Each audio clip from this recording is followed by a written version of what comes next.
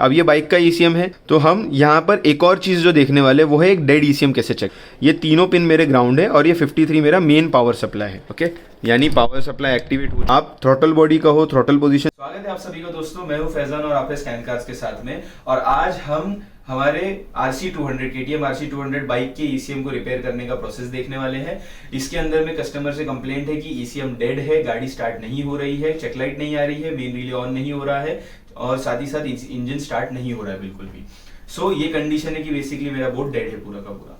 तो ये 2 part video होने वाली है, बिकॉज इसको टेस्ट करने के लिए हम सबसे पहले इसको टेबल पर हार्डवेयर रिपेयर इसका करने वाले हैं एंड देन अगर ये ओके निकलेगा तो हम इसकी प्रोग्रामिंग भी करने वाले हैं।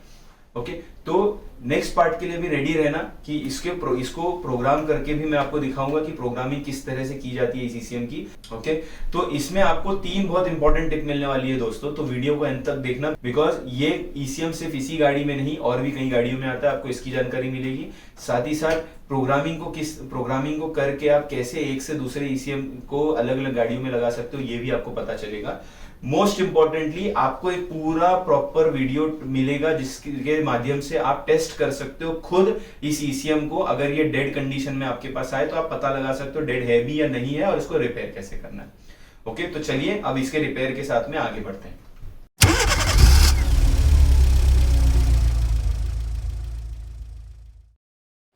तो दोस्तों जैसा कि हम टेबल पर आ चुके हैं, अभी यहाँ हमारा सेटअप रेडी है। यहाँ मैंने अपना मल्टीमीटर सेट करके रख दिया है और यहाँ पर मेरा ECM टेबल के ऊपर रेडी है। तो कस्टमर की कंप्लेंट जानने से पहले देख लेते हैं हम कि देखिए यहाँ पर हमारा ये KTM से निकला हुआ ECM है, बॉश का सिंबल है और ये 0261S06674 ये सीरियल नंबर है, पार्ट नंबर नहीं है। सीरियल नंबर से पार्ट नंबर आपको पता चलता है बॉश की ऑफिशियल वेबसाइट पर जाने के बाद। ये जो हमारा ECM है, इस ECM में गाड़ी की कंप्लेंट है कि ECM डेड है और ECM की दूसरी बात यह है कि ECM गाड़ी स्टार्ट नहीं कर रहा है। ठीक है, इंजन स्टार्ट नहीं हो रहा है गाड़ी का।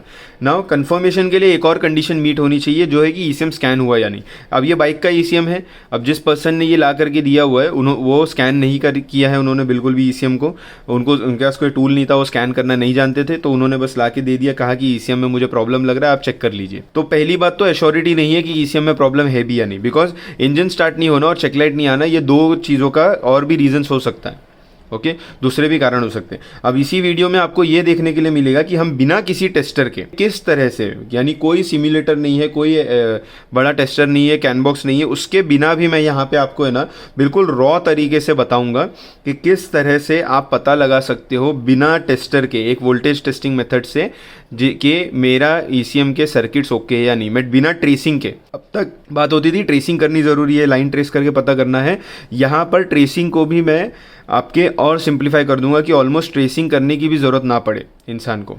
ठीक है, एक ऐसा प्रोसेस बताने वाला हूँ कि हम डायरेक्टली बिना टेस्टर के पता लगा देंगे, बिना ट्रेसिंग किए पता लगा लेंगे कि लाइन में जिस पर्टिकुलर कंप्लेंट्स दी गई है सामने वाले ने, वो कंप्लेंट्स है या नहीं। सो फंडामेंटल्स पे स्कैन कार्स हमेशा से ध्यान देता आया हुआ है एंड हमारा हमेशा ऑब्जर्वेशन रहेगी भाई फंडामेंटल पे इंसान देखे।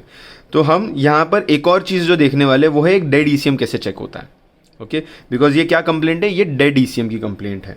तो ट्रेनिंग में मैं अक्सर कहता हूँ कि आपको ECM को 3 कैटेगरी में बांटना चाहिए और वो 3 कैटेगरी में से एक कैटेगरी जो है वो डेड ECM में है, जिससे कि आपको क्लियर हो जाता है कि हमें इसके अंदर स्टेप्स क्या फॉलो करने टेस्ट करते वक्त। तो डेड ECM को टेस्ट करने का सबसे पहला प्रोसेस होता है इस बोर्ड का जो मेरा पॉजिटिव और नेगेटिव है, जो प्लस और माइनस है, वो ओके है या नहीं। नाउ ऑलवेज रिमेंबर, बोर्ड के ऊपर आप डायरेक्टली हाथ नहीं लग सकते हो। मैंने इसलिए ग्लव्स पहने हुए, ESD सेफ ग्लव्स। साथ ही साथ मेरा बॉडी स्टैटिक भी मैंने ग्राउंड करके रखा हुआ है। ये बहुत ज़रूरी है, स्पेशली मेरे लिए बहुत ज़रूरी है, बिकॉज मेरे अंदर में स्टैटिक एनर्जी काफ़ी ज़्यादा जनरेट होती है। मतलब आज चलते फिरते लोगों को शॉक लगते रहता है मेरी तरफ से, तो उस वजह से मेरे लिए तो बहुत कंपलसरी है कि मैं ग्लव्स और अपने बैंड को पहन के रखूँ और अपनी बॉडी ग्राउंडेड रखूँ, जिससे कि ECM को कोई प्रॉब्लम ना पहुँचे। ओके, सो सबसे पहला स्टेप जो है हमारा, अब रिपेयरिंग हमारी पूरी टेस्टिंग प्रॉपर स्टार्ट करने वाले हैं, तो सबसे पहला स्टेप जो होता है हमारा वो ये होता है कि हमको अपने ECM के अंदर में फर्स्ट थिंग जो चेक करनी है कि ये ECM का पॉजिटिव एंड नेगेटिव शॉर्ट तो हुआ नहीं है कहीं। जब भी डेड वाली प्रॉब्लम आती है तो आपको नहीं पता होता कि क्या कंडीशन है। ठीक है, आप टेस्टर पे लगाओगे, तब भी टेस्टर पे लगा करके आपको एक बार चेक करने के बाद भी यहाँ पर यही चेक करना है कि इसका डेड वाला कंडीशन सेटिस्फाई होता है या नहीं, कि ECM डेड है या नहीं। अब इसको चेक करने के लिए हम क्या कर रहे हैं, हम सिंपली यहाँ पर इस ECM के प्लस और माइनस को कंटिन्यूटी मोड पर चेक करेंगे। तो यहाँ मैं 12 वोल्ट से कंटिन्यूटी मोड पर ले आता हूँ अपना मल्टीमीटर, और यहाँ मैं चेक कर रहा हूँ मेरा पिन नंबर जो 50, 51 और 52 है, ठीक है। ये 49 है, 50, 51, 52, ये तीनों पिन मेरे ग्राउंड है, और ये 53 मेरा मेन पावर सप्लाई है। तो यहाँ पर मैं आपस में चेक करता हूँ कंटिन्यूटी आती है क्या। तो देखो यहाँ पर कोई कंटिन्यूटी मुझे नहीं मिल रही है। प्रोब पलटी करके भी अगर मैं चेक करूं तब भी मुझे कोई कंटिन्यूटी नहीं मिल रही है।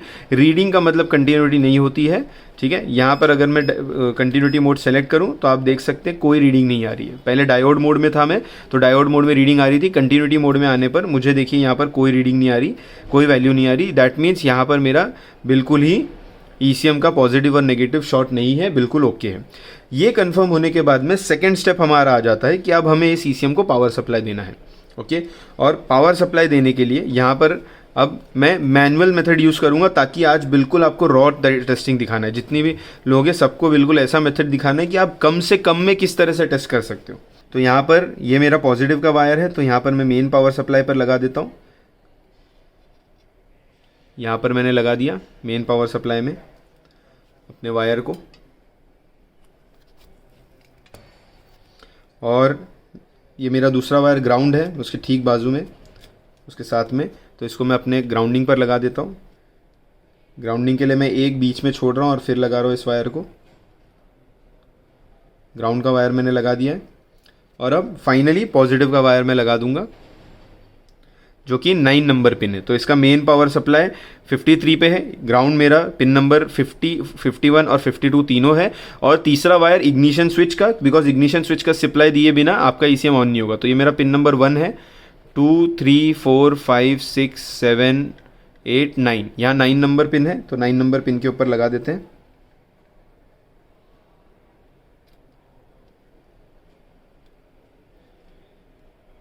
अच्छा, और एक बात बता दूं, ये ECM यहाँ पर आने से पहले ही खुल चुका था।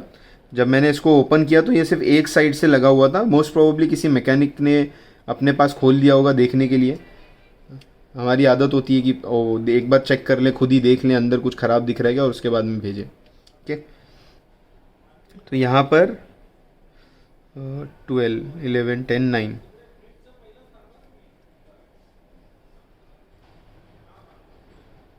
तो यहाँ पर इग्निशन भी मेरा ऑन हो चुका है, ठीक है। इग्निशन मैंने लगा दिया है। ये थोड़ा सा लिफ्ट करके ट्राई कर लेना, चेक करना ओके है या नहीं है, बिकॉज अगर ख़राब होगा तो प्रॉब्लम आ जाएगी, ओके। तो ये 3 वायर के कनेक्शन दिए बिना कोई भी ECM चालू नहीं हो सकता। मेन दिया हमने, ग्राउंड दिया, और हमने अपना पावर सप्लाई जो है, इग्निशन जो है यहाँ पर दे दिया, ओके। अब आगे बढ़ने से पहले मैं आपको दिखा दूंगा कि इसका विजुअली कोई प्रॉब्लम नहीं है। आपने इनिशियली देख करके पता कर लिया होगा, देख करके कोई प्रॉब्लम इसमें है ही नहीं, ओके। विजुअली बिल्कुल सही है, बिकॉज अगर कोई विजुअल प्रॉब्लम होता तो सबसे पहले मैं उसके ऊपर मैं आपको काम करके दिखाता ग्राउंड चेकिंग करने के बाद। तो यहाँ पर जितनी भी ICs है, सारी ICs दिखने में बिल्कुल ओके है, कोई प्रॉब्लम नहीं है। इसलिए हम आप सप्लाई के स्टेज पर है कि हम अपने ECM को पावर सप्लाई दे करके रेडी कर रहे हैं, ओके। तो कनेक्शंस मैंने दे दिए। अब यहाँ पर मैं यूज़ कर रहा हूँ सुगॉन का वोल्टेज रेगुलेटर, बट ये आप केबल के ऊपर में डायरेक्टली एक सिंपल से इस एडाप्टर से कनेक्शन दे सकते हो।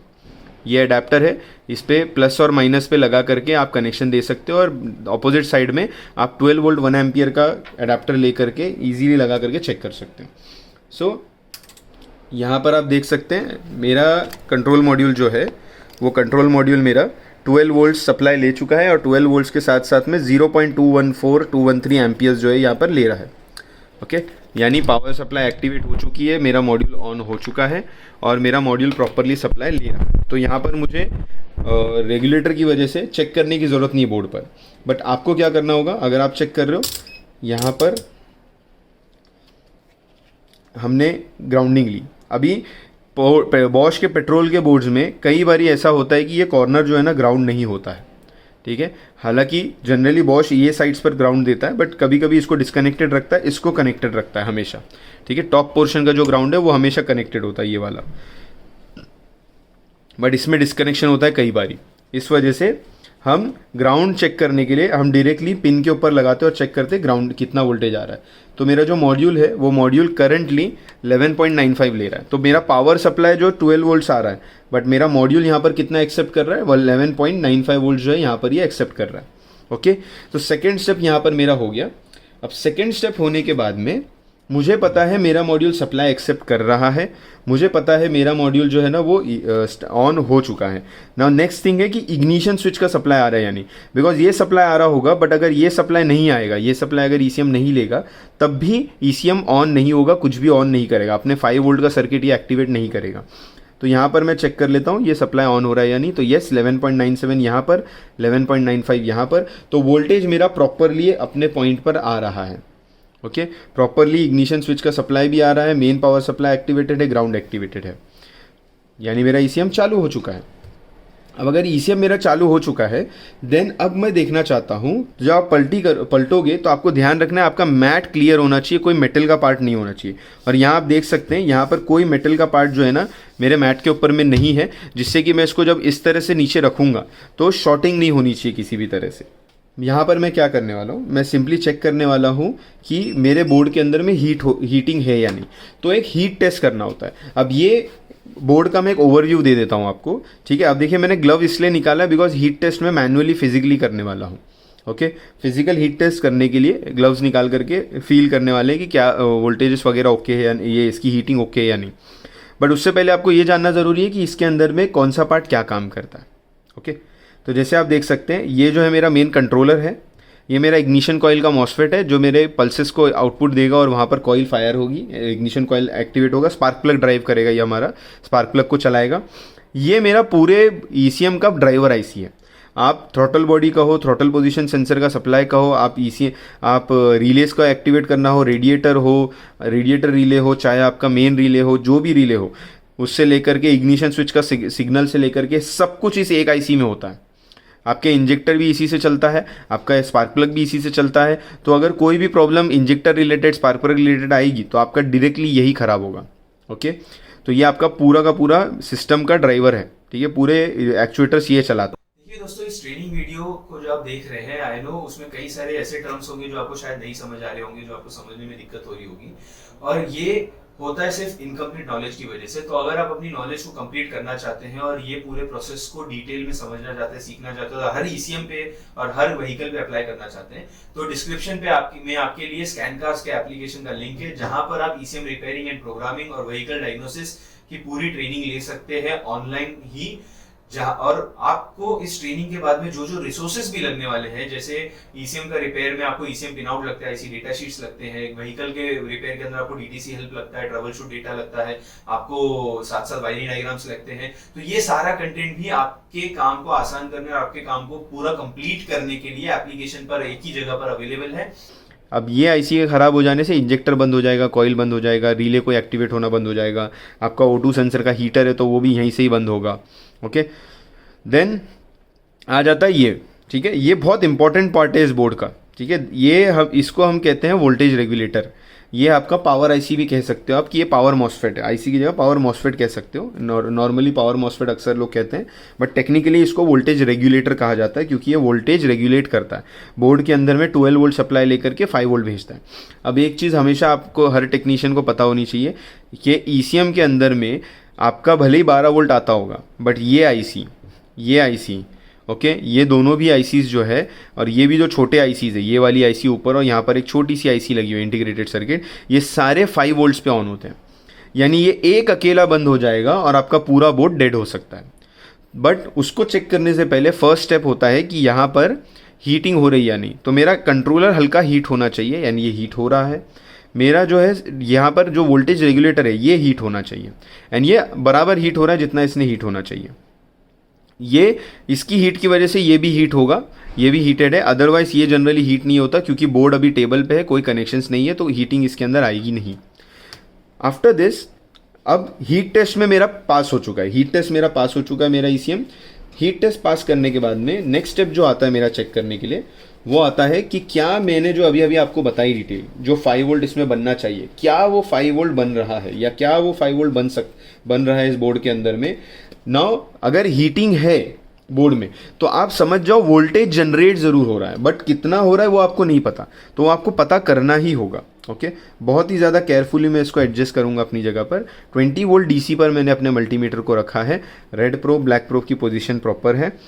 नेगेटिव को ग्राउंड पर। अब यहाँ इस बोर्ड के अंदर ये पूरा ग्राउंड है मेरा, यहाँ पर मैं कंफर्म करके बता सकता हूँ। देखिए यहाँ 12 वोल्ट आ रहा है, यहाँ पे 12 वोल्ट आता है, तो ये मेरा पूरा का पूरा जो ईसीएम है प्रॉपरली यहाँ पर ग्राउंडिंग मिल रही है मुझे।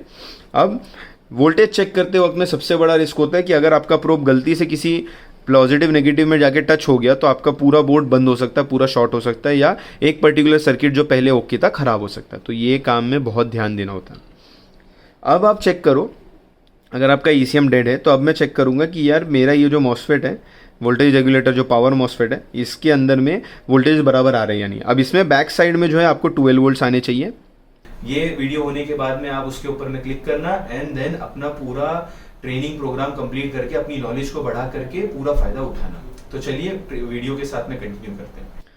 फ्रंट साइड में जो है यहाँ पर आपको ये पॉइंट के ऊपर में 5 वोल्ट आने चाहिए, बट वो 5 वोल्ट आएंगे कब? देखो यहाँ 12 वोल्ट होंगे तभी जा कर के यहाँ 5 आ सकते हैं, बट ये सिर्फ 5 ये 12 से नहीं निकलता है। ये 12 वोल्ट्स यहाँ पर आकर के यहाँ 5 निकालने के लिए आपको ये जो लेग है, ये लेग पर 7 वोल्ट्स मिलना चाहिए, 6.7 वोल्ट्स मिलना चाहिए। अगर यहाँ 7 वोल्ट्स नहीं आ रहा, 6.5 से 7 वोल्ट के बीच नहीं आ रहा, दैट मीन्स ये पर्टिकुलर आईसी ख़राब हो चुकी है, ये आईसी चेंज कर देनी चाहिए। बिकॉज यहाँ पर अगर 12 वोल्ट्स है तो यहाँ पर 7 वोल्ट्स आना चाहिए। अगर आपने इग्निशन सिग्नल दिया हुआ है, इग्निशन का वायर लगाया हुआ है, यहाँ पर 7 वोल्ट्स आने चाहिए, 6.7 वोल्ट्स ओके, और ये लेग से तब 5 वोल्ट्स आउटपुट होना चाहिए। अगर 12 वोल्ट्स यहाँ पर नहीं आ रहा होता, यहाँ 12 वोल्ट्स नहीं आ रहा होता, तो मैं सबसे पहले यहाँ पर 12 वोल्ट लेके आने का इंतज़ाम करता, जो कि सिंपली मेरे पावर सप्लाई के पिन से एक जंपर मार करके मैं यहाँ पे एक्टिवेट करता। बट यहाँ पर आप देख सकते हो 12 वोल्ट ओके है, 11.94 ही मेरा पावर सप्लाई आ रहा है बेसिकली, और यहाँ पर भी 7 वोल्ट्स आ रहे हैं। अगर यहाँ नहीं आ रहे होते तो मैं लाइन ट्रेस करके रिवर्स गया होता और इस आईसी पे पहुँचता और मुझे पता चलता कि ये आईसी जो है वोल्टेज दे पा रही या नहीं। अगर आप सोच रहे हो कि सर आप बता रहे हो ये आईसी ने देना चाहिए, बट हमें कैसे पता चलेगा? ठीक है, तो इस चीज़ के लिए ना दोस्तों, स्कैनकास्ट का जो एप्लीकेशन है उसके ऊपर में इस पर्टिकुलर आईसी की पूरी डेटा शीट है, वहाँ से आप देख सकते हैं कि ये आईसी के कौन से लेग पर क्या काम हो रहा है, कितने वोल्टेजेस आने चाहिए, क्या पिन के ऊपर से कौन सा कनेक्शन लगता है, इसके पिन पे क्रैंक सिग्नल कहाँ आता है, आपका इंजेक्टर कहाँ से चलता है, कॉइल कहाँ से चलता है, तो वहाँ से आपको पता चल जाएगा डिटेल में पूरी तरीके से। यहाँ पर आपको डायरेक्ट मेथड बता रहा हूँ ताकि आपका काम आसान रहे, आपके पास ये ईसीएम आए तो आप डायरेक्टली चेक कर सके आपका ईसीएम ओके या नहीं। ओके, तो यहाँ पर मैंने ये देख लिया, यहाँ 7 आ रहा है, यहाँ पर 6.7 आ रहा है, यहाँ पर 5 आउटपुट हो रहा है, यानी मेरा ईसीएम वोल्टेजेस बना रहा है। ओके, इसका मतलब मेरा ईसीएम डेड बिल्कुल भी नहीं है। आप कस्टमर ने तो कहा है गाड़ी पे चेक लाइट नहीं आ रही, गाड़ी स्टार्ट भी नहीं हो रही है। चलिए अब जैसा मैंने कहा कि सामने वाले ने कहा है चेक लाइट नहीं आ रही है, गाड़ी स्टार्ट नहीं हो रही है। अब ये चेक लाइट नहीं आने वाला प्रॉब्लम के लिए हो सकता है ईसीएम की वायर कट गई होगी जिससे कि चेक लाइट आनी चाहिए। अब ये डेड तो बिल्कुल नहीं है, ठीक है। फर्स्ट केस होता है ये कंडीशन में कि ये डेड होगा, डेड तो ये बिल्कुल भी नहीं है, सारे वोल्टेजेस प्रॉपरली बाहर आ रहे हैं।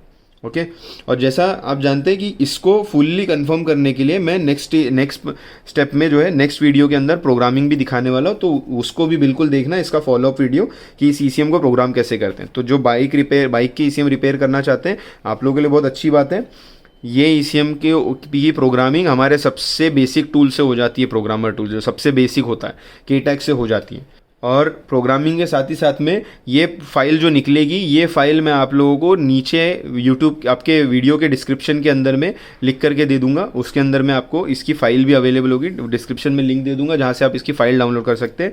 तो KTM RC200 की फ़ाइल हमारी तरफ से इस वीडियो के ज़रिए आप लोगों को फ्री रहेगी। अब चलिए आगे बढ़ते हैं। जैसा मैंने कहा कि ये बोर्ड ओके है, तो अब मुझे चेक क्या करना है कि कस्टमर ने कहा था कि MIL लाइट नहीं आ रही, तो मैं चेक कर लेता हूँ कि यार इसकी MIL लाइट के ऊपर में वोल्टेज आ रहा है या नहीं।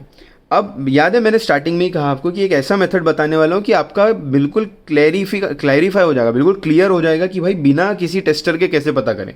जनरली आपने देखा होगा कि एक चेक लाइट दिखाते हैं, एक लाइट दिखाते हैं कि भाई ये लाइट दिख रही है, देखो यहाँ पे लाइट आई है। बिना उसके पता करने का तरीका क्या है? उसके बिना पता करने के लिए मुझे क्या करना होगा, मुझे अपने रेड प्रोब को मेरे मेन पावर सप्लाई पे लगाना होगा, और माइनस के प्रोब को इसके 2 नंबर पिन जहाँ से MIL लाइट चालू होती है ओके। और अगर डेड है तो मेन रिले भी ऑन नहीं हो रहा होगा, तो MIL लाइट और मेन रिले दोनों भी चेक करेंगे। अब दोनों पे क्या वोल्टेज आना चाहिए आप देख लो, ठीक है। अगर सही वोल्टेज आ रहा होगा तो आपको देखने मिल जाएगा, गलत आ रहा होगा तो भी आपको तो मैं आपको बता दूंगा क्या है। ओके, तो यहाँ पर देखिए 2 नंबर पिन पे मैं चेक करता हूँ, तो 2 नंबर पिन पे मुझे देखने के लिए मिलता है कि यहाँ पर 12 वोल्ट्स जो है ना एक्स आउटपुट हो रहा है, और 3 नंबर पिन पर क्या हो रहा है, तो 3 नंबर पिन के ऊपर में भी 11.96 वोल्ट्स आउटपुट आ रहा है। यानी ये ECM मेन रिले ऑन करने के लिए जो ग्राउंडिंग इसने भेजनी चाहिए वो भी भेज रहा है, MIL लाइट चलाने के लिए जो ग्राउंडिंग इसने भेजनी चाहिए वो भी ये भेज रहा है। दैट मीन्स ये ECM कस्टमर के कंप्लेंट के अकॉर्डिंग बिल्कुल भी ख़राब नहीं है। सामने वाले ने कहा था कि इंजन स्टार्ट नहीं हो रहा है, MIL लाइट नहीं ऑन हो रही है, उसका बाय डिफ़ॉल्ट मतलब होता है मेन रिले चालू नहीं हो रहा होगा। यहाँ पर ECM तो मेन रिले भी ऑन कर रहा है, MIL लाइट भी ऑन कर रहा है, सारी चीज़ें ऑन कर रहा है। यानी क्लियरली एक ही केस है कि गाड़ी के ऊपर में जो है ना प्रॉपरली काम नहीं किया गया है, नहीं देखा गया है। बट एक चीज़ क्लियर करता हूँ स्टिल, ठीक है, जो आखिरी तक बने हुए हैं आप लोगों को ये पता चल जाएगा कि एक और प्रॉब्लम हो सकती है जिससे कि ये ECM डेड रह सकता है। वो एक और प्रॉब्लम मैं अभी आपको बता देता हूँ, वो ये हो सकता है कि मे बी इसका जो फाइल है वो फाइल करप्ट हो गया होगा। तो अब मेरे पास किसी ने ECM भेजा है तो उनको कंफर्मेशन देना ही है कि भाई ECM 100% ओके या ख़राब है। तो हम क्या करने वाले, नेक्स्ट वीडियो जैसा मैंने बताया, नेक्स्ट वीडियो में मैं आपको इसका पूरा KTAX से प्रोग्रामिंग का प्रोसेस बताऊंगा, जिसमें आपको क्लियरली पता चल जाएगा ये ECM ओके या नहीं। और उसी वीडियो के अंदर में आपको अटैच्ड मिल जाएगी KTM की RC200 की फाइल, RC200 की EEPROM माइक्रो कंट्रोलर की और EEPROM की फाइल नीचे आपको अटैच्ड मिल जाएगी उसी वीडियो के नीचे। अब सबसे ज़रूरी टिप पूरे ट्रेनिंग की, आप ये सेम ECM को एज इट इज़ उठा करके टाटा नैनो कार में लगा सकते हो, सिर्फ फाइल चेंज कर देना। ओके, सिर्फ फाइल चेंज कर देना, टाटा नैनो में उठा करके लगा देना, KTAX से ही प्रोग्राम हो जाएगा नैनो के मामले में भी, उठा के इसको लगा देना, चेंज कर देना फाइल, कार चालू हो जाएगी, फर्स्ट क्लास चलेगी। की कोडिंग करनी पड़ेगी बस आपको, अगर आपने फाइल डाली है तो। अगर आपको इसी को पल्सर RS200 NS200 ये दोनों में भी लगाना है, ये दोनों में भी सेम ECM आता है, एग्जैक्ट सेम ECM NS में भी आता है, RS में भी आता है, बिकॉज दोनों का और आपके KTM RC200 का सेम एग्जैक्ट सेम इंजन है। ओके, एग्जैक्ट सेम इंजन है, सेम ECM आता है, सेम वायरिंग, सेम सेंसर है, सारे के सारे तो सेम आता है। ठीक है, तो ये आप सिंपली क्या कर सकते हो, इसकी फाइल आपके पास में अगर RS की फाइल आ जाएगी, RS200 की फाइल आ जाएगी, तो उसकी फाइल लेकर के आप सिंपली इस ECM में डाल दोगे। ये RC का ECM है, मैं इसको RS का बना करके RS के ऊपर लगा दूंगा, ECM चालू हो जाएगा, गाड़ी चल जाएगी। अगर RS200 का ECM मुझे मिल रहा है तो मैं ले करके उसके अंदर में RC200 जो फाइल आपको अभी मिल जाएगी नेक्स्ट वीडियो में, वो फाइल आप इसके अंदर डाल करके आप RC200 पे लगा देना, 100% ECM चालू हो जाएगा। अगर आपका ECM डेड रहेगा तो, ये तो डेड नहीं है, तो आपको अभी पता होगा कि डेड ECM होगा तो क्या वोल्टेज की कहाँ वोल्टेजेस नहीं आएंगे, क्या नहीं आएंगे। ओके, नेक्स्ट थिंग, एक और बहुत ही ज़्यादा इंपॉर्टेंट, बहुत ही ज़्यादा ज़रूरी टिप, ये जो पर्टिकुलर ECM है, ये ECM से जुड़े हुए जितने भी सेंसर्स हैं, ये सारे सेंसर एक्सचेंज किए जा सकते हैं। आप नैनो का सेंसर उठा करके बाइक में लगा सकते हो, बाइक का सेंसर उठा करके नैनो में लगा सकते हो, जो सस्ते में जहाँ से मिल रहा है वहाँ से लो और लगा दो। ये 100% प्रूवन एंड वर्किंग है, बिल्कुल काम करता है। ओके, ये करके देख चुके हैं एंड बिल्कुल काम करता है, क्योंकि ECM सेम है तो सारे के सारे जो सेंसर्स होंगे सब सेम होंगे, तो वो सेंसर्स को हम आराम से यहाँ का वहाँ करके लगा सकते हैं। तो अगर आपको कहीं से ये काफ़ी सारे ECM मिल रहे हैं तो उठा लो, नेक्स्ट वीडियो में आपको ये भी पता चल जाएगा इसकी प्रोग्रामिंग कैसी होती है, और फिर आप फाइल जमा कर लो। एक फाइल मैं आपको फ्री में प्रोवाइड कर रहा हूँ, और वो फाइल्स के इस्तेमाल से आप इस ECM को नैनो में, KTM RC200 में, RS200 में बजाज की और NS200 चारों गाड़ी के अंदर में आराम से घुमा सकते हो। बस ये कंपोनेंट सेम ऐसे ही होने चाहिए जैसे इस पे लगे हुए हैं। तो आशा करता हूँ दोस्तों इस ट्रेनिंग प्रोग्राम से, इस ट्रेनिंग वीडियो से आपको फ़ायदा पहुँचा होगा। आप अपने काम को बेहतर तरीके से करके अपने लिए और बेहतर अर्निंग और बेहतर प्रोसेस से अपना काम करने की काबिलियत आपको मिली होगी। तो बहुत बहुत शुक्रिया, मिलते हैं नेक्स्ट वीडियो में।